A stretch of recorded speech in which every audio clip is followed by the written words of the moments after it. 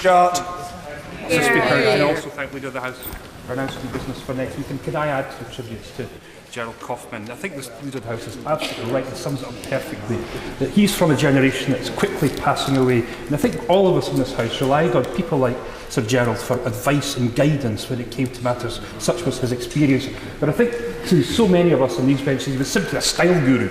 I remember those long scarves he used to wear, and one day having to be rescued at the entrance to the tube station because it got caught up in all this, and the great efforts that went to make sure that Gerald was separated from his scarf that day. So my condolences to his family and to his friends.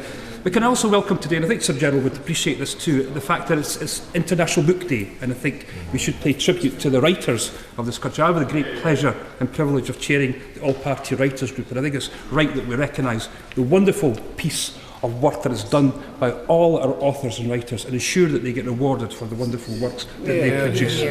But what about 3 cheers for our heroes in Ermine?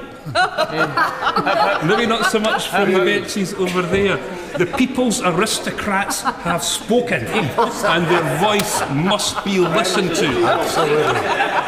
Now, every time I raise the issue of the House of Lords with the Leader of the House, he tells me there are absolutely no plans whatsoever to have that House reformed, accepting, therefore, their absolute legitimacy to raise issues such as this. So will he now listen to the House of Lords on this issue? And will he say today that he has absolutely no plans whatsoever to use the Parliament Act if our friends, our unelected friends, continue to show backbone on this particular issue?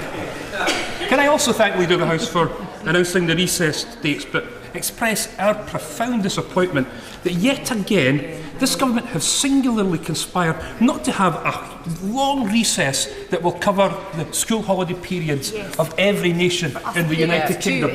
Once again, my colleagues from Scotland will have to try and make sure they have particular childcare arrangements in place and struggle to find an opportunity to have proper school holidays with their children. Couldn't they make this the last time that we have an issue such as this and make sure that all nations are covered in the summer recess? And Mr. Speaker, we need a debate about how the Scotland Act operates. Now, Schedule 5 of the Scotland Act, as Leader of the House will know, lists all the reserved powers. If it's not on that list, it's devolved. Now, I looked at it again this morning. I can't find agriculture or fisheries anywhere on that list. So I'm presuming that they're now going to be devolved after Brexit. So can the government confirm that today, or is it intending to re-reserve other powers when it comes to the Scotland Act? And lastly, Mr. Speaker, next week, of course, there's a huge Commons event. Now, I'm not referring to the budget, but the second reading of the driverless cars bill.